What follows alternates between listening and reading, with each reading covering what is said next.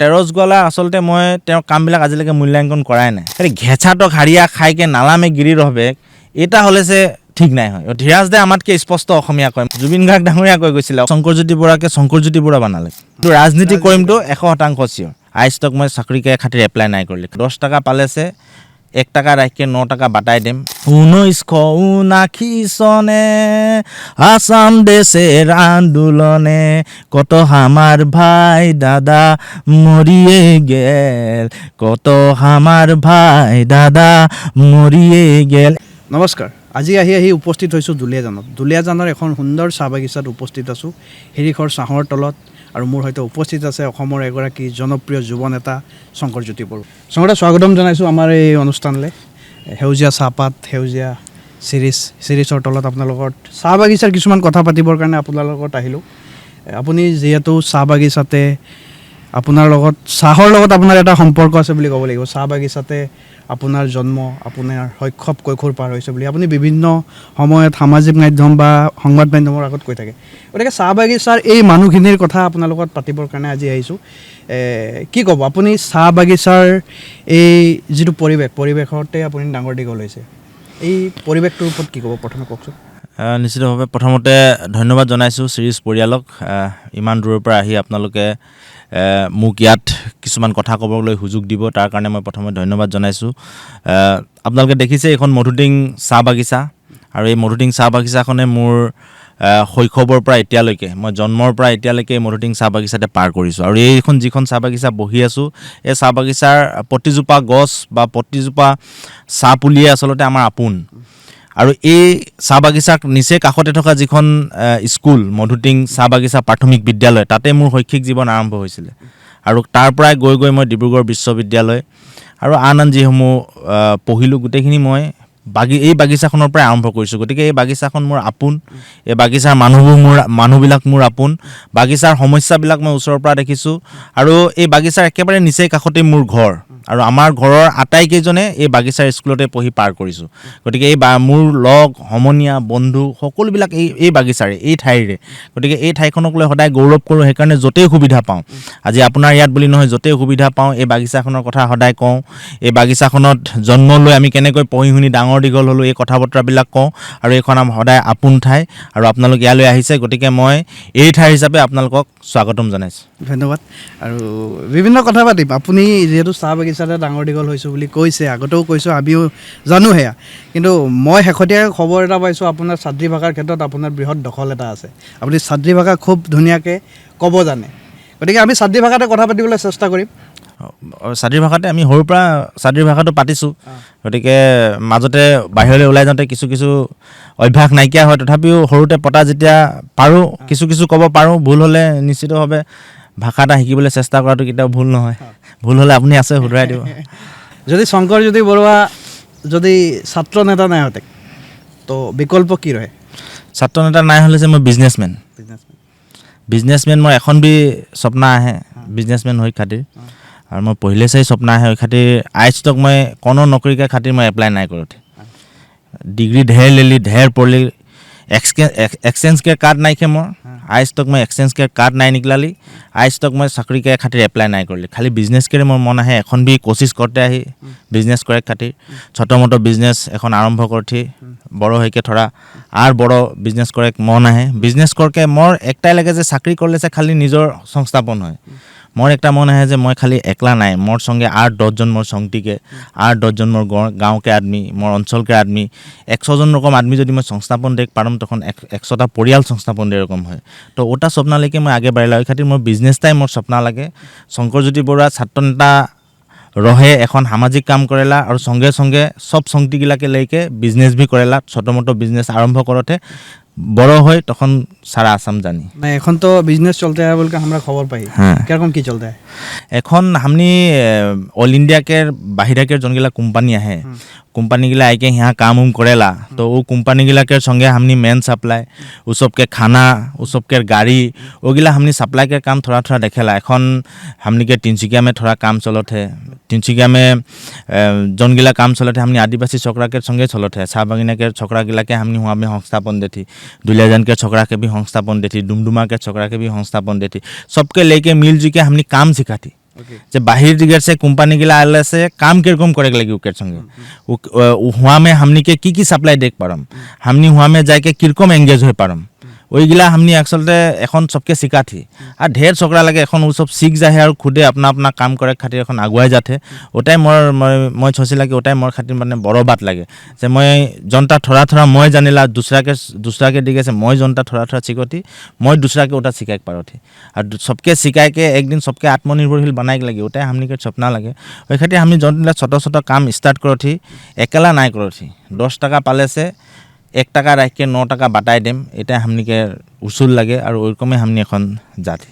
মানে সমাজ সেৱা কৰে মানে যোনটা মানসিকতা ওটা ছোট সে ৰহে না কখন সে জাগ্ৰত হল मन में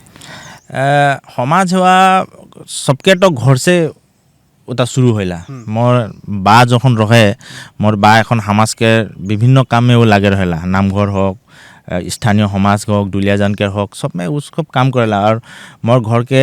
दूसरा आदमी गिला जन के परियाल के सदस्य लगे ये सब भी आगे के समय में आसू के संगे जड़ित रहे और वही खातिर हमनी कॉलेज जाए के आसू के प्रभावटा बेसी रहे वही खातिर हमनी आसू में चल गली आसू में जाते जाते समाज के संगे एकाकार हो गली और एखन तो कथा छड़ेक नहीं पारथी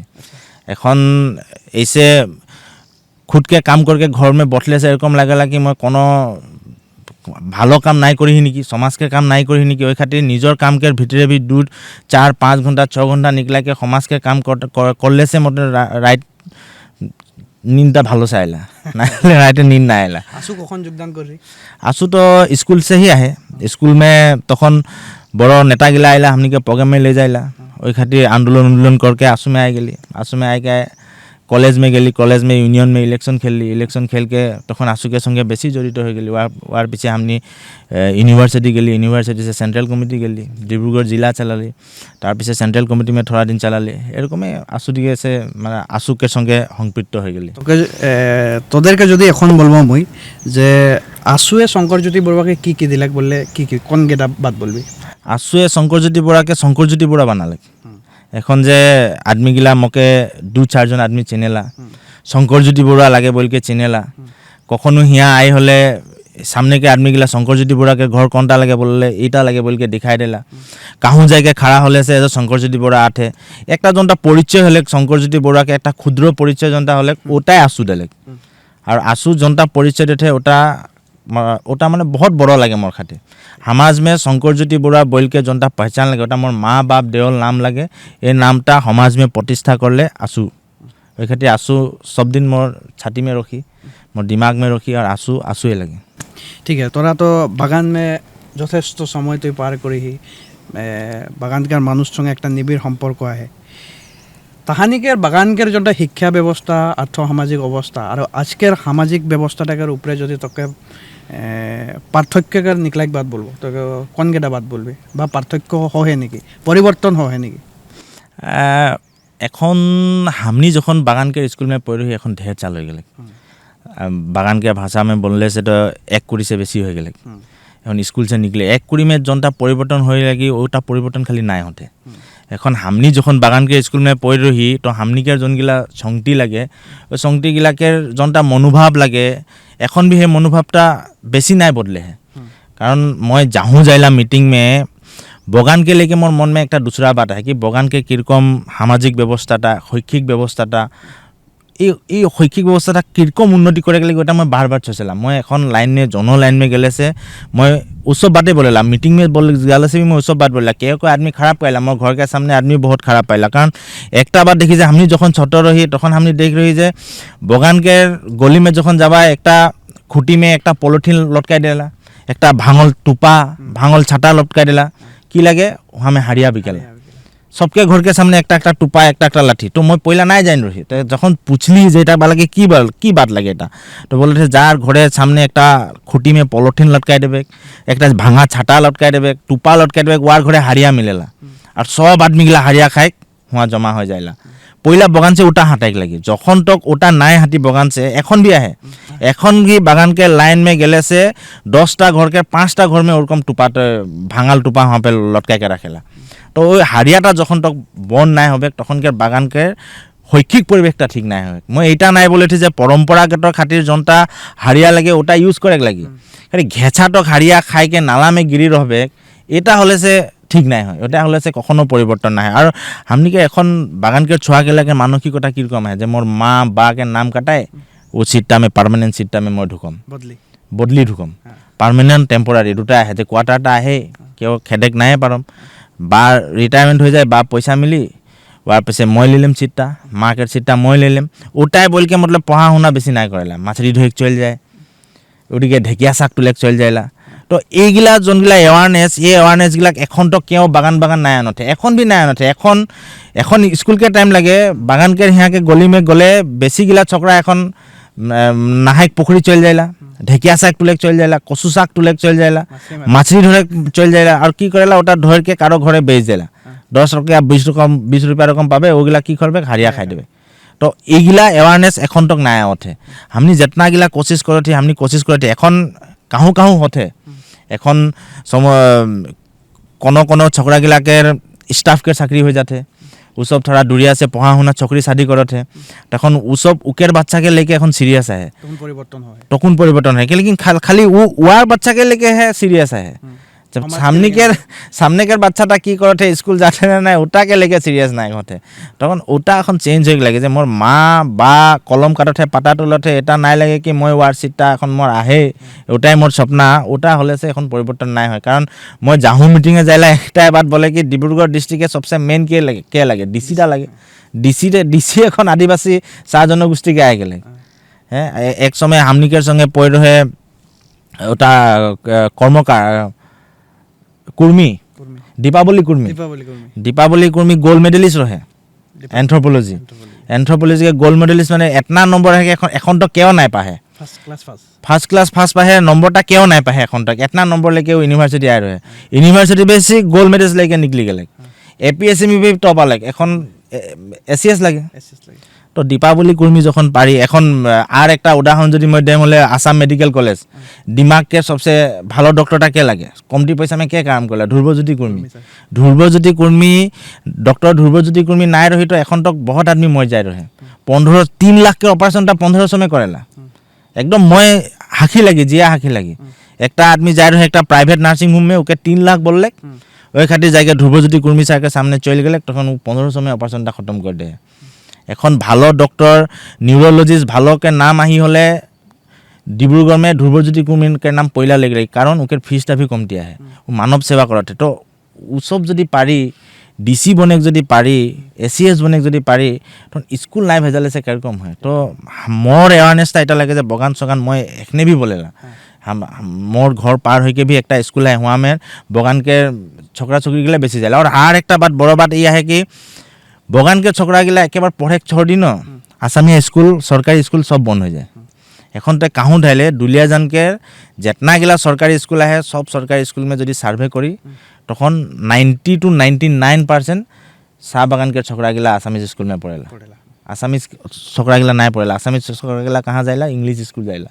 এখন চাহ বাগানকে ছকরা গিলা পড়ে চড়ি হলে আসামিজ স্কুল সব বন্ধ হয়ে যায়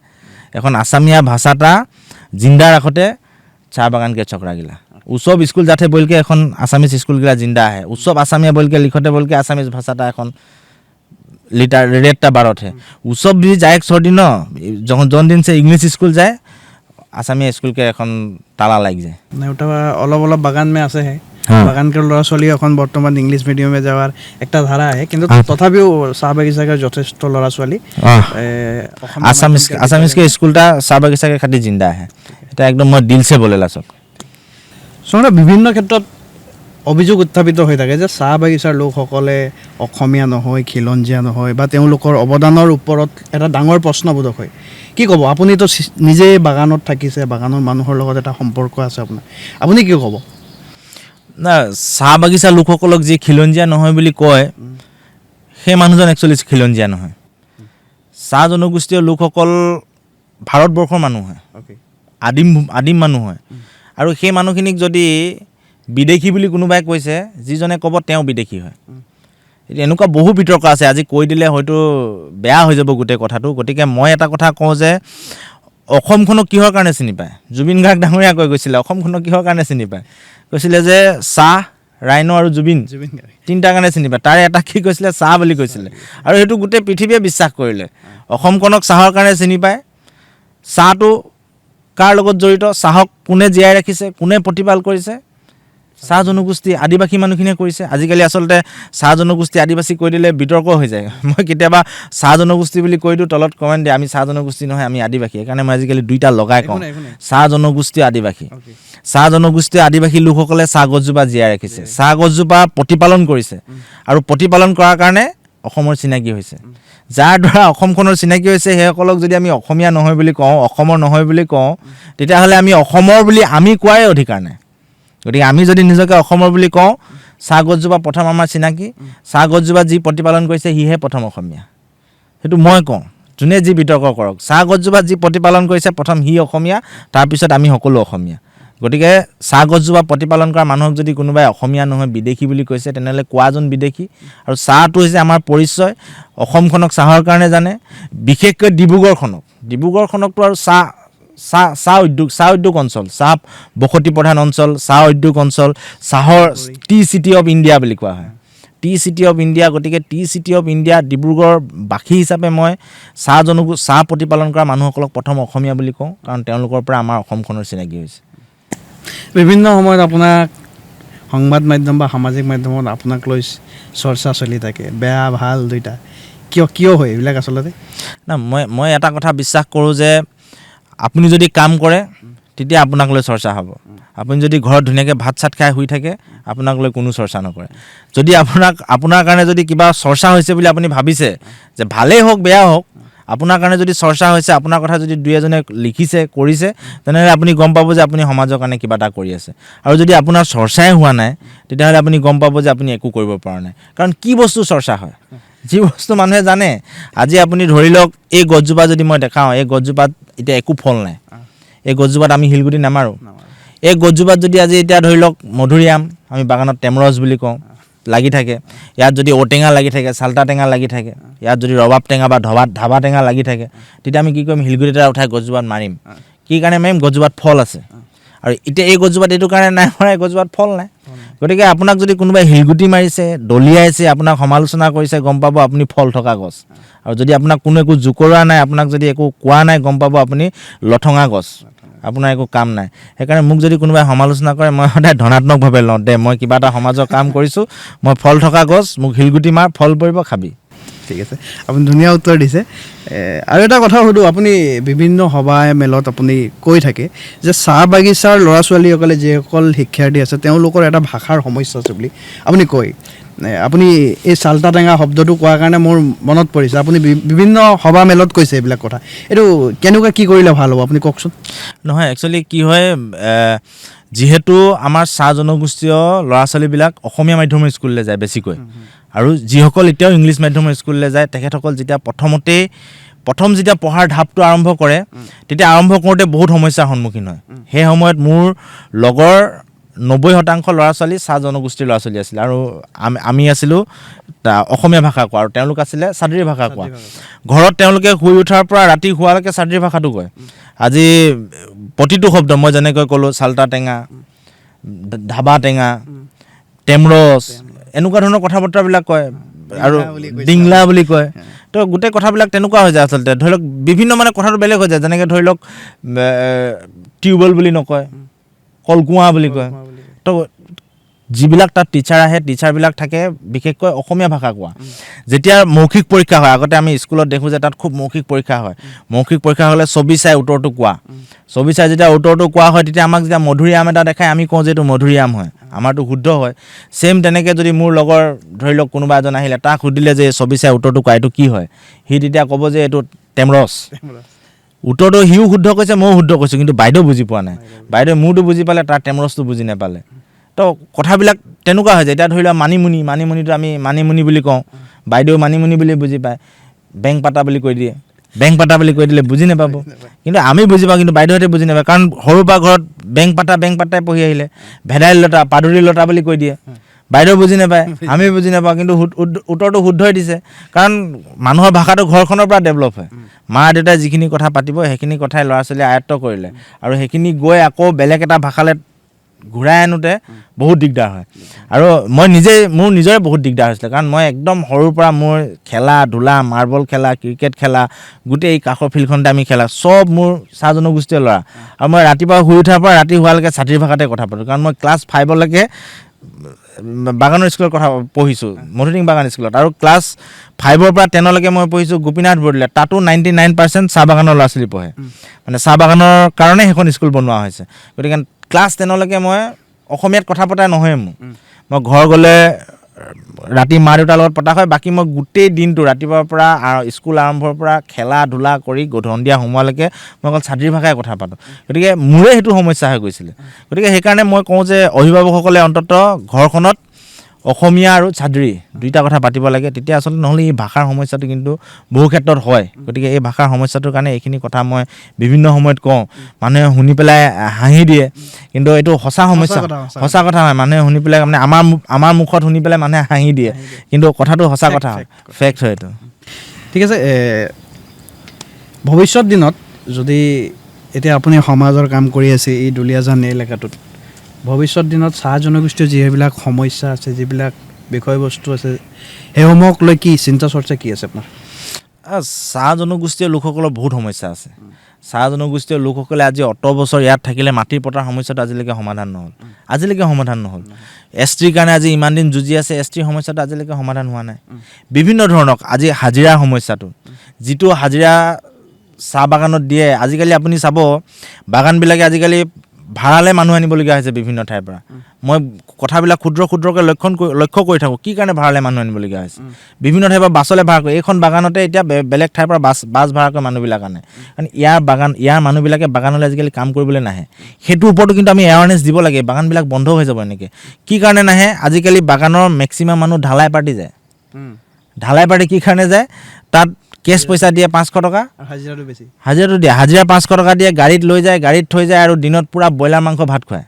পূৰা পেট ভৰ্তি যিমান খায় সেইটো কাৰণে বাগানত কাম নাযায় চব মানুহ ৰাতিপুৱা শুই উঠি ঢালাই পাৰ্টি গুচি যায় আপুনি বাগানত ৰাতিপুৱা ঢালাই পাৰ্টি মানুহ নিবলৈ আহি ইয়াত গাড়ী লাইন লাগি যায় এইবিলাক কিন্তু আমি বন্ধ কৰাব লাগিব এইটো কাৰণে বন্ধ কৰাব লাগিব এই ঢালাই পাৰ্টি যাওঁতে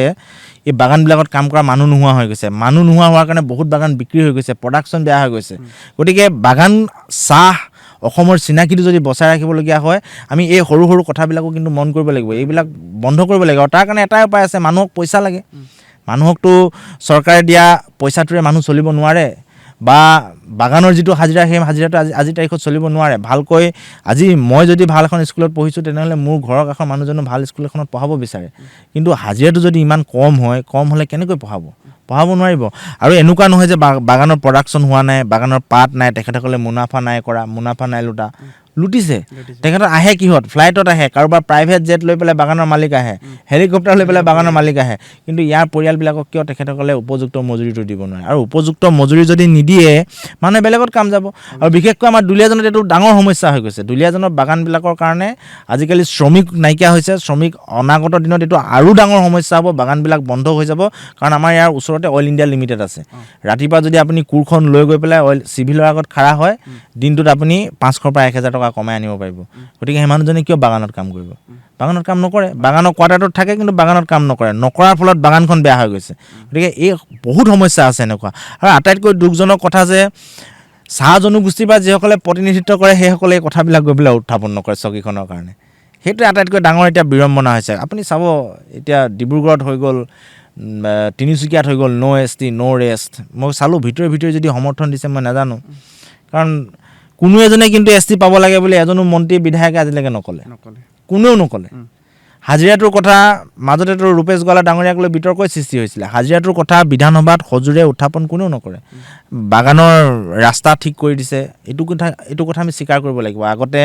যেতিয়া আমি বাগানৰ ৰাস্তাবিলাকত যাওঁ বোকা আছিলে এতিয়া ৰাস্তা পদূলি বহুত উন্নত হ'ল ৰাস্তা পদূলি কেৱল উন্নত হ'লেই নহ'ব মানুহ জীয়াই থাকিব লাগিব ৰাস্তা পদূলি উন্নতিৰ লগে লগে মানুহ জীয়াই থাকিব লাগিব জীয়াই থাকিবৰ কাৰণে ভাল মজুৰি পাব লাগিব ভাল পুষ্টিকৰ খাদ্য পাব লাগিব গতিকে এই মজুৰিটোত গুৰুত্ব দিলেহে বাগানখন জীয়াই থাকিব গতিকে সকলোৱে চাহ জনগোষ্ঠীয় লোকসকলে মই দলৰ কথা ক'ব যোৱা নাই কংগ্ৰেছ বিজেপি এজেপি কোৱা নাই যিয়ে যি দলত নাথাকক দলত যোৱাৰ পিছত দলৰ কথা চিন্তা কৰে নিজৰ কথা চিন্তা কৰে বাগানখনৰ কথা, বাগানৰ সমস্যাবিলাকৰ কথা চিন্তা নকৰে। সেইটোৱে আটাইতকৈ এতিয়া ডাঙৰ বিড়ম্বনা হৈছে। আৰু সেই বিড়ম্বনাটোৰ পৰা যিদিনাখন উদ্ধাৰ হ'ব, সেইদিনাখনেই আমি STও পাম, মজুৰিও ভালকৈ পাম, মাটিৰ পট্টাও পাম, ভূমি পট্টাও পাম, সকলো পাম, ম্যাদী পট্টা পাম, চব পাম। আৰু যিদিনাখনলৈকে এই বিড়ম্বনাটো সমস্যাটো সমাধান নহ'ব যে আমি এজন নেতা বনাই খাৰা কৰিলোঁ, তেওঁ গৈ পেলাই নিজৰ কথা ভাবিলে, দলটোৰ কথা ভাবিলে আৰু নিজৰ ল'ৰা ছোৱালীক দিল্লীত পঢ়োৱাৰ কথা ভাবিলে, সেইদিনাখনলৈকে যিদিনাখনলৈকে সেইটো চলি থাকিব, সেইদিনাখনলৈকে বাগানৰ ল'ৰা ছোৱালীয়ে বাগানতে পাত তুলিব লাগিব, কলম কাটিব লাগিব, মজুৰিৰ কাৰণে চিঞৰিব লাগিব, মানুহে ৰাজপথত আন্দোলন কৰিব লাগিব। গতিকে এই কথাটো কেনেকৈ সমস্যাটো সমাধান কৰিব পাৰি, তাৰ কাৰণে আচলতে যিবিলাক দল সংগঠন আছে, আটচাই হওক, আছাই হওক, তেওঁলোকে গুৰুত্বপূৰ্ণ ভূমিকা লওক আৰু বাধ্য কৰক। আমাৰ যিসকল প্ৰতিনিধি, সেই প্ৰতিনিধিসকলে জনগোষ্ঠীটোৰ হৈ মাত মাতিবৰ কাৰণে বাধ্য কৰক। আৰু যদি মাত নামাতে, এঘৰীয়া কৰিব লাগে। সেইটোৱে হৈছে মূল সমস্যা। যদি মাত নামাতো, এঘৰীয়া। যদি জনগোষ্ঠীতে কৈ দিয়ে যে ই আমাৰ হৈ মাত নামাতে, চৰকাৰে ইয়াক টিকট দিব নালাগে, ই অহাবাৰকৈ টিকট নাপাতে, আমাৰ মাত মতা এজনে টিকট পাব, বাপ বুলি মাত মাতিব লাগিব। ৰাইজ ডাঙৰ নে চৰকাৰ ডাঙৰ নে পাৰ্টি ডাঙৰ? যদি পাৰ্টিও আছে, চৰকাৰো আছে, যদি লগত ৰাইজ নাথাকে, কাম নাই। গতিকে গণতন্ত্ৰ ৰাইজে ৰজা, সেই কথাটো, সেই এৱাৰনেছটো গাঁৱে ভূঞে, চহৰে নগৰে যিদিনাখন আহিব, বাগানে গলিয়ে গলিয়ে, লাইনে লাইনে যিদিনাখন যাব, সেইদিনাখন চব নেতা চিধা হৈ যাব। আৰু সেইদিনাখন ST মাটিৰ পট্টাৰ পৰা হাজিৰালৈকে চব পাই যাব। আপোনাৰ স্থানীয় বিধায়ক তেৰছ গোৱালাৰ লগত আপোনাৰ সম্পৰ্ক কেনেকুৱা? তেৰছ গোৱালাৰ লগত সম্পৰ্ক আচলতে একেবাৰে ওচৰৰ। আমি একেখন স্কুলতে পঢ়া। তেওঁ যিখন স্কুলত পঢ়িছিলে, আমিও সেইখন স্কুলত পঢ়া। আমাৰ পঞ্চায়তো একেই। গতিকে জ্যেষ্ঠ ভাতৃৰ দৰে। মোৰ ফালৰ পৰা একো তেনেকুৱা ধৰণৰ আচলতে তেওঁৰ প্ৰতি কোনো বিদ্বেষো নাই। আৰু তেওঁৰ মোৰ প্ৰতি যদি বিদ্বেষ আছে, মই নাজানো, মই কেতিয়াও সোধা নাই। কাৰণ মাজতে এটা ঘটনা সংঘটিত হৈছিলে, সেই ঘটনাৰ সময়ত বিভিন্ন বিতৰ্ক হৈছিলে, আপোনালোকেও জানে। আৰু তেওঁ নিজে স্বীকাৰো কৰিছিলে যে সেই সময়ত ফুনাফুনি কৰা বুলি। গতিকে তেওঁৰ চিন্তাধাৰাৰে যিখিনি কাম কাজ কৰিছে, মই সেইখিনি সদায় সন্মান জনাওঁ। আৰু কাম কৰি যাওক, জনগোষ্ঠীটোৰ কাৰণে কাম কৰি যাওক। আৰু এইখিনিয়ে মই কওঁ, কাৰণ আমাৰ স্থানীয় ব্যক্তি একে নাওহলীয়া অঞ্চলৰ আমি বাসিন্দা। গতিকে নিজৰ স্থানীয় ব্যক্তিৰ বদনাম মানুহৰ আগত যিহেতু কৰিব নাপায়, গতিকে মই এটাই জানো, তেওঁ ভাল কাম কৰক, ৰাইজৰ কাৰণে কাম কৰক, জনগোষ্ঠীটোৰ কাৰণে কাম কৰক, আমাৰ সমষ্টিটোৰ কাৰণে, আমাৰ কাৰণে কাম কৰক। মই যদি আপোনাক দুলীয়াজান সমষ্টিৰ এগৰাকী সচেতন যুৱক হিচাপে আপোনাক কওঁ, বিধায়ক হিচাপে তেৰছ গোৱালাক যদি আপোনাক 10ৰ ভিতৰত মূল্যাংকন কৰিব দিওঁ, আপুনি কিমান নম্বৰ দিব? তেৰছ গোৱালা আচলতে মই তেওঁৰ কামবিলাক আজিলৈকে মূল্যাংকন কৰাই নাই। মই আজিলৈকে তেওঁৰ কামবিলাক মূল্যাংকন কৰা নাই। বিভিন্ন সময়ত ৰাইজৰ বিভিন্ন অভিযোগ থাকে। ক'ৰবাত তেওঁ কামখিনি কৰিবলৈ সক্ষম হৈছে, ক'ৰবাত কৰিবলৈ কাৰণে সক্ষম হোৱা নাই। গতিকে আজি আপুনি মূল্যাংকনৰ কথা যিহেতু আহিলে, আজি মই বিভিন্ন ঠাইলৈ গ'লে মই তেওঁৰ কাম কাজৰ বিষয়ে মই আজি খতিয়ান ল'ম। কাৰণ আমি সমাজৰ হকে কাম কাজ কৰি থকা মানুহ। আজি যদি মই আমুকত গৈ পেলাই যদি পটকৈ সুধিলোঁ যে তেৰছ গোৱালাই ইয়াত কাম কৰিছেনে নাই, এইটো কথা তাৰে কোনোবা এজনে গৈ তেৰছ গোৱালাক লগাই দিব যে এনেকৈ শংকৰজ্যোতি আহিছিলে, এনেকৈ আপোনাৰ কথা সুধিছে কাম কৰিছে কিনা। তেওঁ ভাবিব ই পলিটিক্স কৰিব আহিছে। পলিটিক্স কৰিব আহিলে বুলি এটা শত্ৰুতা ভাৱ হয়। সেইকাৰণে মই কেতিয়াও ক'ৰবাত গ'লে তেওঁৰ কাম কাজবিলাক চোৱা নাই। আপুনি তেওঁৰ কম্পিটিটৰ বুলি সামাজিক মাধ্যমত বা সংবাদ মাধ্যমত চৰ্চা হৈ থাকেচোন। আচলতে মই নিজে নিজক লৈ কাম কৰি ভাল পোৱা মানুহ। মই কেতিয়াও তেৰছ গোৱালাৰো বদনাম গোৱা নাই, আন কাৰো বদনাম গোৱা নাই। কেতিয়াও মই বদনাম গাবলৈ নাযাওঁ। আৰু তেওঁ কেতিয়াবা সামাজিক মাধ্যমত বক্তব্য ৰাখিলেও মই তাৰ প্ৰত্যুত্তৰ কেতিয়াও দিবলৈ যোৱা নাই। মই খালি এটা কথা জানো যে কেতিয়াবা সমালোচনা কৰোঁ, এইটো কাৰণে সমালোচনা কৰোঁ কাৰণ তেওঁ MLA। কাইলৈ তাৰিখত যদি তেওঁ MLA নহয়, তেতিয়া তেওঁক সমালোচনা নকৰোঁ। যিজন MLA থাকিব তেওঁক সমালোচনা কৰিম। গতিকে দায়িত্বত থাকিলে সমালোচনা কৰিলে তেওঁ সহ্য কৰা গুণ থাকিব লাগিব। আৰু যি এই সহ্য কৰা গুণ থাকে, তেওঁ যুগ যুগ থাকি যায়। যাৰ সহ্য কৰা গুণটো নাথাকে, তেওঁ কম দিন থাকে। গতিকে আপুনি যিহেতু মূল্যাংকনৰ কথা ক'লে, আজিৰ পৰা ভালকৈ চাম, মূল্যাংকন কৰিবলৈ চেষ্টা কৰিম। আৰু ক'ম যে তেওঁৰ লগত কোনো ধৰণৰ আচলতে মোৰ বিদ্বেষ ভাৱ নাই। আৰু কাম কৰাটো সমষ্টিটোত বিচাৰোঁ। দুলীয়াজানবাসী হিচাপে দুলীয়াজানৰ মানুহে অইল ইণ্ডিয়া লিমিটেডৰ দৰে এটা উদ্যোগ থকাৰ পিছত, গেছ কোম্পানীৰ দৰে এটা উদ্যোগ থকাৰ পিছত, নেফকোৰ দৰে এটা উদ্যোগ থকাৰ পিছত এই অঞ্চলটোত আৰু উন্নয়ন হোৱাটো বিচাৰে। চৰকাৰৰ মুখলৈ বাট নোচোৱাকৈ আৰু উন্নয়ন কৰিব পৰা ইয়াত আচলতে থল আছে। গতিকে সেই থলসমূহ ব্যৱহাৰ কৰি যাবলৈ মই বিধায়কজনক, জনপ্ৰতিনিধিজনক আহ্বান জনাইছোঁ। কেনেকৈ এই তিনিওটা উদ্যোগৰ পৰা দুলীয়াজানবাসী ৰাইজ লাভান্বিত হয়, সংস্থাপনৰ ক্ষেত্ৰত, ব্যক্তিগত সংস্থাপনৰ ক্ষেত্ৰত, এই গোটেই কথা বতৰাখিনি চাই দুলীয়াজানবাসী ৰাইজৰ কাৰণে আৰু যাতে কাম কৰি যাব পাৰে, তাৰ কাৰণে মই তেখেতক আহ্বান জনাইছোঁ। আৰু এটা চৰ্চা হৈ থাকে, শংকৰজ্যোতি বৰুৱা শীঘ্ৰে ৰাজনৈতিক দলত যোগদান কৰিব পাৰে বুলি কৈছে। এইটো কেনেকুৱা, কি ৰাজনীতিলৈ আপুনি যাবনে? এটা কথা সত্য যে সামাজিক ব্যক্তি হিচাপে ৰাজনীতি কৰা মোৰ মন আছে। মই আজি কৈছোঁ নে আগতে কৈছোঁ মই নাজানো, কিন্তু মই ৰাজনীতি কৰিম এটা দিনত। কেতিয়া ৰাজনীতি কৰিম মই নাজানো। মই ৰাজনীতি কৰিলেও নকৰিলেও কিন্তু মই সামাজিকভাৱে মোক সদায় এনেকৈ সক্ৰিয়ভাৱে পাব আৰু এতিয়া মন কৰিছোঁ যে ৰাজনীতি নকৰিলে আচলতে মানুহৰ আদৰ সাদৰটো বেছি কিন্তু তথাপিও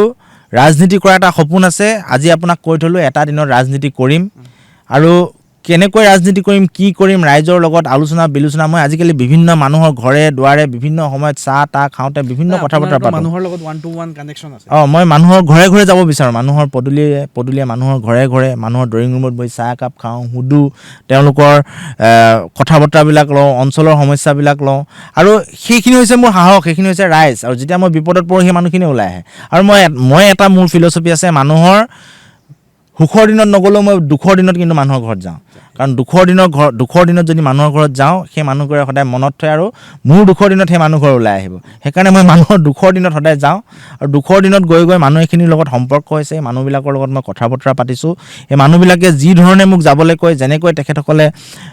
সুবিধা হ'ব বুলি ক'ব বা তেখেতসকলে চিন্তা চৰ্চাখিনি আগবঢ়াব সেই চিন্তা চৰ্চা লৈ মই নিশ্চিতভাৱে আপোনাক আজি কৈছোঁ ৰাজনীতি কৰিম ৰাজনীতি কৰাৰ মোৰ সপোন আছে আৰু সেই সপোনটোলৈ আগবাঢ়ি যাম ঠিক আছে আপুনি কৈছে যেতিয়া মই সুধোঁ 26ত নে 29ত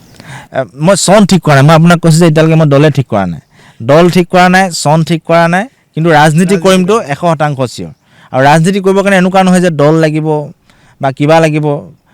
ৰাজনীতি কৰাটো মোৰ সপোন আছে আৰু সেই সপোনটো শংকৰজ্যোতি বৰুৱাই পূৰণ কৰিব ৰাজনীতি কৰিব এনেকুৱা নহয় যে MLA হ'ব লাগিব কিন্তু ৰাজনীতি কৰিম ৰাইজৰ কাৰণে ৰাজনীতি কৰিম সমাজৰ কাৰণে ৰাজনীতি কৰিম আৰু ৰাজনীতি কৰাৰ আগত মানুহখিনি কেনেকৈ সংস্থাপন দি ল'ব পাৰোঁ তাৰ কাৰণে চিন্তা চৰ্চা কৰি আছোঁ গতিকে আপোনালোকে গম পাব মই আপোনালোকক আজি খোলাকৈ এইটো কথাই কৈছোঁ শংকৰজ্যোতি বৰুৱাই ৰাজনীতি কৰাৰ সপোন আছে শংকৰজ্যোতি বৰুৱাই ৰাজনীতি কৰিব ঠিক আছে আপুনি কথাবোৰ পোনপটীয়াকৈ মানে ডাইৰেক্টলি আনচাৰ দিছে কাৰণে আপোনাক ধন্যবাদ জনাইছোঁ ৰাজনীতিৰ কথা বহুত পাতিলোঁ কিন্তু আপোনাক সামাজিকভাৱে আপুনি যিহেতু মানুহগৰাকী সক্ৰিয়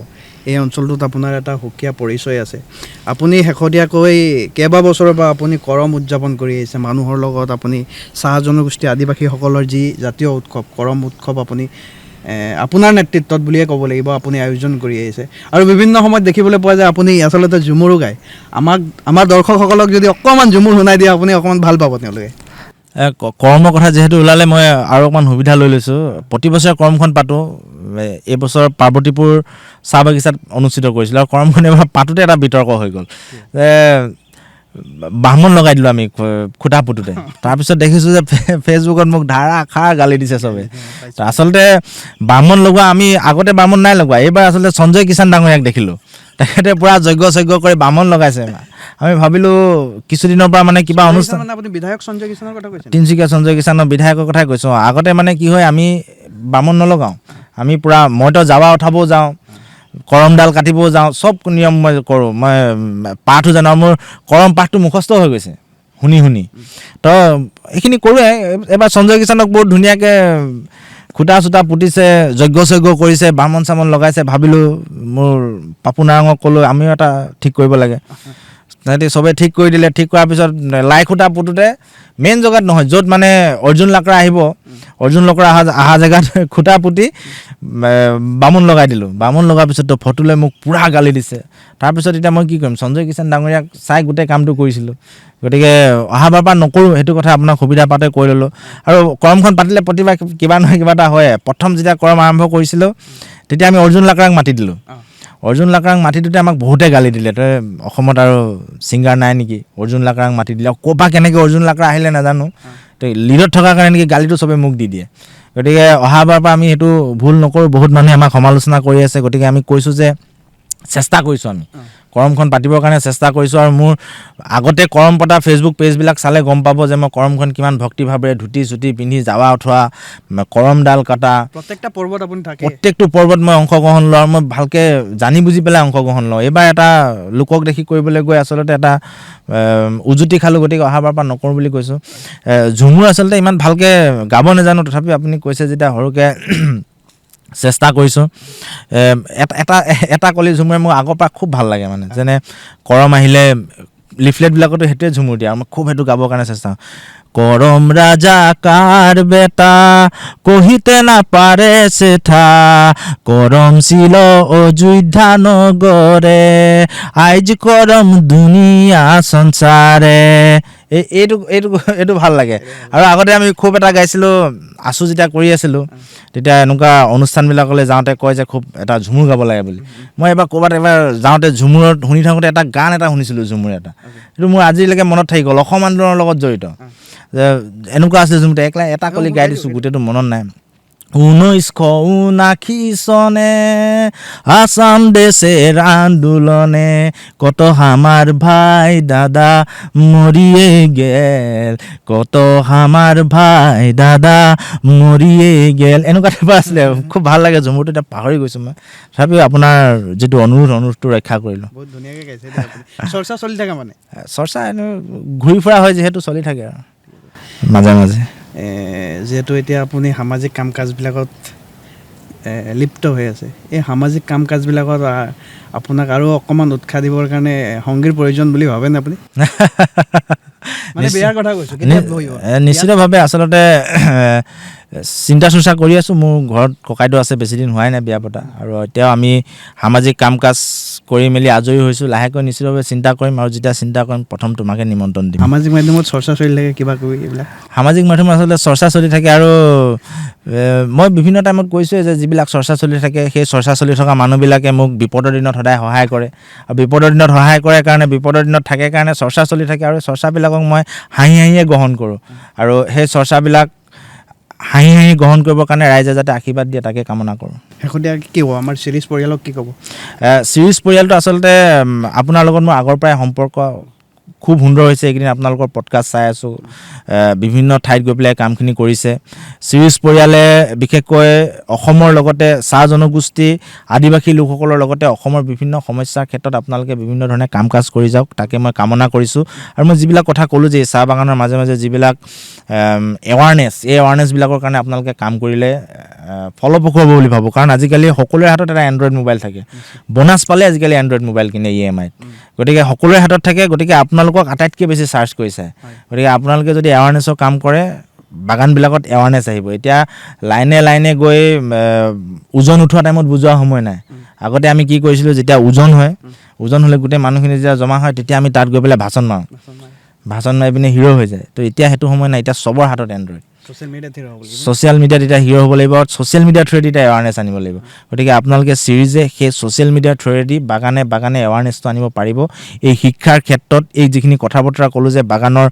মানুহে আজিকালি কাম নকৰা হ'ল কাম নকৰিলে বাগানখন যে মৰি যাব হাজিৰা যে তাৰ কাৰণে বঢ়াব লাগে এই গোটেই কথা বতৰাবিলাকৰ ওপৰত আচলতে এৱাৰনেছ আনিবৰ কাৰণে এতিয়া ছ'চিয়েল মিডিয়া আটাইতকৈ শক্তিশালী মাধ্যম আৰু সেই মাধ্যমটো আপোনালোকে ব্যৱহাৰ কৰিছে গতিকে সেই মাধ্যমেৰে চিৰিজ পৰিয়াল আগুৱাই যাওক চিৰিজ পৰিয়াল ডাঙৰ হওক ৰাইজে সহায় সহযোগিতা কৰক চিৰিজ পৰিয়ালক মৰম কৰক তাকে মই কামনা কৰিছোঁ অন্তিমটো প্ৰশ্ন কৰিম আপুনি যিহেতু কৈছে বাগানৰ মাজত গৈ আপুনি ভাষণ দিছিলোঁ বুলি কৈছে এতিয়াও মই শেহতীয়াকৈ দেখিছোঁ আপুনি যেতিয়া প্ৰখৰ ৰ'দ আছিলে তেতিয়া আপুনি বাগানৰ যিসকল শ্ৰমিক থাকে শ্ৰমিকসকলক গৈ আপুনি সাক্ষাৎ কৰিছে তেওঁলোকক আপুনি ঠাণ্ডা বা যিবোৰ পানী চানী অন্যান্য যি সা সামগ্ৰী খোৱা বস্তুবিলাক আপুনি যোগাৰ ধৰিছে তেওঁলোকৰ পৰা কেনেকুৱা প্ৰতিক্ৰিয়া পাইছে মই এইটো কোনোদিনে কোনো কৰা আমি দেখা নাই আপোনাকে প্ৰথম দেখিছিলোঁ সেইটো কাৰণে সুধিছোঁ মই এটা কথা কওঁ যে ছ'চিয়েল মিডিয়াত এদিনহে দিওঁ কিন্তু মই কামটো সদায় কৰোঁ কাৰণ একেটা বস্তুটো ছ'চিয়েল মিডিয়াত দি থাকিব নোৱাৰি এতিয়া বহু বিতৰ্ক হয় এতিয়া এনেকুৱা হৈ যায় যে মই চাহ বাগানলৈ যদি মই ORS কেতিয়াবা লৈ যাওঁ কিছুমান মানুহে বাগানত সোমোৱা বন্ধ কৰি দিয়ে তাতে কয় যে বাগানৰ মালিকক ফোন কৰি কয় যে ইকে ঢুকেক নাই দেবে বাগানৰ যেতিয়া SMS কাৰোবাক ফোন কৰে যে এনেকৈ মানুহখিনি মই অলপ ORS লৈ আছোঁ ORSখিনি বিলাব পাৰিম নেকি তেতিয়া মোক কয় যে তকে ঢুকেক দেখ মানা কৰেহে বুলি কয় বোলে কাহে মানা কৰেথে ধেই তই পলিটিকেল ৰাজনীতি কৰবেক নেকি আমুক আইকে মানা কৰেথে তামুক আইকে মানা কৰেথে মোৰ নিজৰ বাগানত মই ঢুকেক যদি মানা কৰি কিয় তো মই মালিকৰ লগত কথা পাতি মই সোমাই যাওঁ কিন্তু মই এইবিলাক সদায় ফেচবুকত নিদিওঁ মই কেতিয়াবা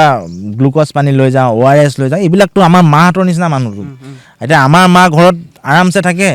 আৰু একে মোৰ ঘৰৰ ওচৰৰ মোৰ মাৰ বয়সৰ মাজনী আহি পেলাই ৰ'দত পাত তুলি থাকে বেয়া লাগি পেলাই আমি এই কামটো কৰোঁ কিন্তু তাতো মানুহে ৰাজনীতি দেখি পায় সেইকাৰণে মই আজিকালি ফেচবুকত দিয়া বন্ধ কৰি দিলোঁ মানুহৰ প্ৰতিক্ৰিয়াটো কেনেকুৱা পাইছে মানুহৰ তাত যিখিনি মানুহ যাওঁ সেই মানুহখিনিয়েহে অন্তৰত ফিল কৰে সিহঁতি এটা দিন পালেও ভাল পায় কিন্তু মইতো প্ৰায়ে লৈ যাওঁ মই প্ৰায় লৈ যাওঁ। আজিকালি ফেচবুকত দিয়া বন্ধ কৰি দিলোঁ এইটো কাৰণে যে ফেচবুকত দি দিলে আচলতে শত্ৰুটো বাঢ়ি যায়। আৰু মই ফেচবুকত এইকাৰণে দিছিলোঁ যে মোক দেখি আৰু 10জনে দিয়ক। কাৰোবাৰ বহুতৰ মন থাকিব পাৰে যে তাৰ পইচা বহুত আছে, খৰচ কৰিব জেগা নাই।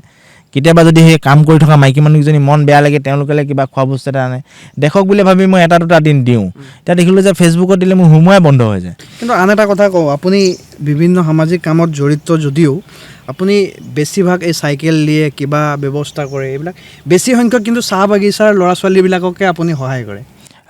কাৰণ মই এটা কথা জানো যে প্ৰথমতে নিজৰ ওচৰৰ ঠাইখিনি, তাৰপিছত আপুনি নিজৰ ওচৰৰ ঠাইখিনি যদি বেয়া হৈ থাকে, নিজৰ ঘৰৰ পদূলিটো যদি বেয়া হৈ থাকে, বেলেগৰ পদূলিত আপুনি ঝাৰু মাৰি থাকিলে স্বচ্ছ ভাৰত নহ'বতো। প্ৰথম স্বচ্ছ ভাৰত নিজৰ পদূলিৰ পৰা কৰিব লাগিব। গতিকে মই সেইকাৰণে মই এই ওচৰৰ পাজৰ মানুহখিনি, আপুনি যদি এই আশে পাশে বিভিন্ন ঠাইত খবৰ লয়, মই বনোৱা ঘৰত বহুত মানুহ আছে। মই বনাই দিয়া, মই চালিখন বনাই দিয়া ঘৰৰ তলত বহুত মানুহ আছে। বহুতে মই দিয়া চাইকেলটো লৈ যায়, মই দিয়া বেগটো লৈ স্কুল যায়, মই দিয়া জোতাযোৰ পিন্ধি থাকে। বিভিন্ন সময়ত বিভিন্ন ৰেচন পাতি মই দিওঁ। গতিকে আমিতো ইমান টকা পইচা থকা মানুহ নহয়, কম টকা পইচা থকা মানুহ। যিকেইটকা আছে সেইকেইটকা ওচৰৰ মানুহক, যিকেইটকা দিবলৈ সামৰ্থ্য ওচৰৰ মানুহক দিওঁ। আৰু মই সেইকাৰণে কৈছোঁ যে আপুনি